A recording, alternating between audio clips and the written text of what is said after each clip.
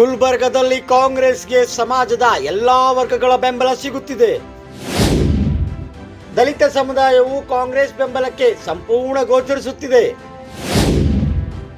SC ಬಲ ಹಾಗೂ ಎಡ ಸಮುದಾಯದವರು ಕಾಂಗ್ರೆಸ್ಗೆ ಬೆಂಬಲ ನೀಡಲಿದ್ದಾರೆ. ಕೂಲಿ ಸಮಾಜ, ಕುರುಬ ಸಮಾಜ, ಎಸ್ಟಿ ಸಮಾಜ ಕೂಡ ಕಾಂಗ್ರೆಸ್ಗೆ ಜೊತೆಗೂಡಿದೆ. ಮೇಲ್ಜಾತಿ ಬ್ರಾಹ್ಮಣರು ಮತ್ತು ಲಿಂಗಾಯತರು ಕೂಡ ಕಾಂಗ್ರೆಸ್ಗೆ ಬಹಿರಂಗವಾಗಿ ಬೆಂಬಲಿಸುತ್ತಿದ್ದಾರೆ. ಮುಸ್ಲಿಮರು ಸೇರಿದಂತೆ ಎಲ್ಲ ಅಲ್ಪಸಂಖ್ಯಾತರ ಮೊದಲ ಆಯ್ಕೆ ಕಾಂಗ್ರೆಸ್.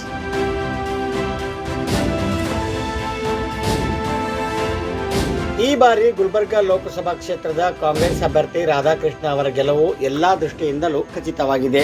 ಬದಲಾದ ರಾಜಕೀಯ ಪರಿಸ್ಥಿತಿ, ಎರಕವಯದ ಸಮೀಕರಣ ಅಥವಾ ಡೆಮೋಕ್ರಾಟಸ್ ಪ್ರತಿಯೊಂದು ಕೋನದಿಂದ ರಾಧಾಕೃಷ್ಣ ಅವರ ಗೆಲುವು ಖಚಿತ ಎನಿಸುತ್ತಿದೆ. ರಾಧಾಕೃಷ್ಣ ಅವರು ಸಮಾಜದ ಎಲ್ಲಾ ವರ್ಗದವರನ್ನು ತಲುಪಿ ಅವರ ವಿಶ್ವಾಸ ಗಳಿಸುತ್ತಿದ್ದಾರೆ. ಪರಿಸ್ಥಿತಿ ನೋಡಿದರೆ ರಾಧಾಕೃಷ್ಣ ಅವರಿಗೆ ಸಮಾಜದ ಎಲ್ಲಾ ವರ್ಗದವರ ಆಶೀರ್ವಾದ ಸಿಗುತ್ತಿದೆ ಎನಿಸುತ್ತದೆ. ಮುಂದುವರಿಯುವ ಮೊದಲು ಗುಲ್ಬರ್ಗ ಲೋಕಸಭೆ ಕ್ಷೇತ್ರದ ಜಾತಿ ಸಮೀಕರಣವನ್ನು ಪರಿಶೀಲಿಸುವ ಅಧಿಕೃತ ಮಾಹಿತಿಯ ಪ್ರಕಾರ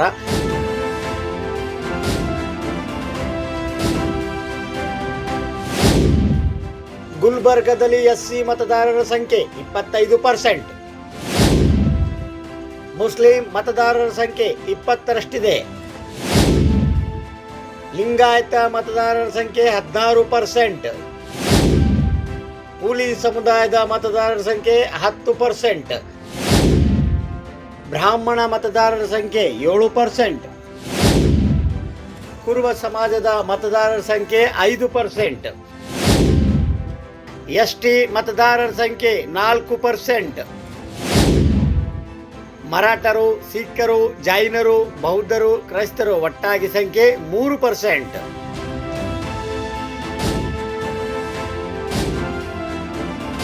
ಎಸ್ಟಿ ಮತದಾರರಲ್ಲಿ ದಲಿತ ಬಲ ಸಮುದಾಯ ಕಾಂಗ್ರೆಸ್ನ ಸಾಂಪ್ರದಾಯಿಕ ಮತ ಬ್ಯಾಂಕ್ ಎಂದು ಪರಿಗಣಿಸಲಾಗಿದೆ. ಈ ಬಾರಿಯೂ ಕಾಂಗ್ರೆಸ್ ಜೊತೆ ಒಗ್ಗಟ್ಟಾಗಿ ನಿಲ್ಲುವ ಲಕ್ಷಣ ಕಾಣುತ್ತಿದೆ.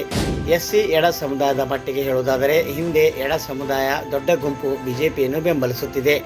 ಆದರೆ ಇಂದು ಪರಿಸ್ಥಿತಿ ಬದಲಾಗಿದೆ. ಸಂವಿಧಾನ ಬದಲಾವಣೆಯಾಗುತ್ತಿರುವ ರೀತಿಯಲ್ಲಿ ಮಾತನಾಡುತ್ತಿದ್ದಾರೆ.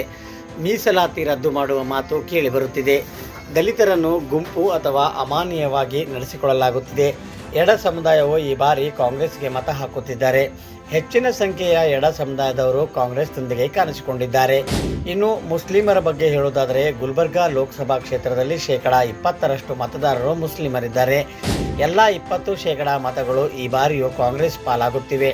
ಗುಲ್ಬರ್ಗದಲ್ಲಿ 3ನೇ ದೊಡ್ಡ ಸಮುದಾಯವೆಂದರೆ ಲಿಂಗಾಯತ ಸಮುದಾಯ. ಜಿಲ್ಲೆಯ ಅತ್ಯಂತ ಪ್ರಬಲ ರಾಜಕೀಯ ಸಮುದಾಯ ಎಂದು ಪರಿಗಣಿಸಲಾಗಿದೆ. ಈ ಬಾರಿ ಲಿಂಗಾಯತ ಸಮುದಾಯ ಕೂಡ ಕಾಂಗ್ರೆಸ್ಗೆ ಸಂಪೂರ್ಣ ಬೆಂಬಲ ನೀಡುವಂತಿದೆ. ಗುಲ್ಬರ್ಗ ಲೋಕಸಭಾ ಕ್ಷೇತ್ರದ ವ್ಯಾಪ್ತಿಯ 8 ವಿಧಾನಸಭಾ ಕ್ಷೇತ್ರಗಳಲ್ಲಿ ಕಾಂಗ್ರೆಸ್ 6 ಶಾಸಕರನ್ನು ಹೊಂದಿದೆ. ಇವರಲ್ಲಿ 3 ಲಿಂಗಾಯತ ಸಮುದಾಯಕ್ಕೆ ಸೇರಿದವರು. ಈ ಮೂಲಕ ಲಿಂಗಾಯತ ಸಮುದಾಯ ಸಂಪೂರ್ಣವಾಗಿ ಕಾಂಗ್ರೆಸ್ ಜೊತೆಗಿರುವುದು ಕಂಡುಬರುತ್ತಿದೆ. 3 ಲಿಂಗಾಯತ ಶಾಸಕರು ತಮ್ಮ ಸಮುದಾಯದಲ್ಲಿ ಪ್ರಭಾವ ಹೊಂದಿರುವುದರಿಂದ ಲಿಂಗಾಯತ ಮತಗಳು ಈ ಬಾರಿ ಕಾಂಗ್ರೆಸ್ ಪಾಲಾಗುತ್ತಿವೆ. 10ರಷ್ಟು ಮತ ಪಡೆಯುವುದರ ಕೂಲಿ ಸಮಾಜ ಕೂಡ ಈ ಬಾರಿ ಸಂಪೂರ್ಣವಾಗಿ ಕಾಂಗ್ರೆಸ್ ಜೊತೆಗಿದೆ. ಮೋದಿ ನೀಡಿದ ಭರವಸೆಗಳ ಉಲ್ಲಂಘನೆ ಮಾಡಿದ್ದಾರೆ ಎಂದು ಕೂಲಿ ಸಮುದಾಯ ಆರೋಪಿಸಿದೆ. ಇದಲ್ಲದೆ ಕೂಲಿ ಸಮಾಜದ 2 ದೊಡ್ಡ ನಾಯಕರಾದ ಬಾಬುರಾವ್ ಚಿಂಚನ್ಸೂರ್ ಮತ್ತು ತಿಪ್ಪಣ್ಣಪ್ಪ ಕಮಕ್ನೂರ್ ಕಾಂಗ್ರೆಸ್ ಜೊತೆಗಿದ್ದಾರೆ. ಬ್ರಾಹ್ಮಣ ಸಮುದಾಯದ ದೊಡ್ಡ ವರ್ಗ ಈ ಬಾರಿ ಕಾಂಗ್ರೆಸ್ ಜೊತೆಗಿದೆ. ಸಿಎಂ ಸಿದ್ದರಾಮಯ್ಯ ಕುರುಬ ಸಮುದಾಯಕ್ಕೆ ಸೇರಿದವರು. ಈ ನಿಟ್ಟಿನಲ್ಲಿ ಇಡೀ ಕುರುಬ ಸಮುದಾಯ ಈ ಬಾರಿಯೂ ಕಾಂಗ್ರೆಸ್ ಜೊತೆ ನಿಂತಿದೆ. ಮರಾಠರು, ಸಿಖ್ಖರು, ಜೈನರು, ಬೌದ್ಧರು, ಕ್ರೈಸ್ತರು ಮುಂತಾದ ವಿಭಾಗಗಳು ಈ ಬಾರಿ ಕಾಂಗ್ರೆಸ್ ಜೊತೆಗಿದ್ದಾರೆ. ಇನ್ನು ರಾಜಕೀಯ ಪರಿಸ್ಥಿತಿ ಬಗ್ಗೆ ಹೇಳುವುದಾದರೆ 8 ವಿಧಾನಸಭಾ ಕ್ಷೇತ್ರಗಳ ಪೈಕಿ 6 ಕ್ಷೇತ್ರಗಳನ್ನು ಕಾಂಗ್ರೆಸ್ ವಶಪಡಿಸಿಕೊಂಡಿದೆ.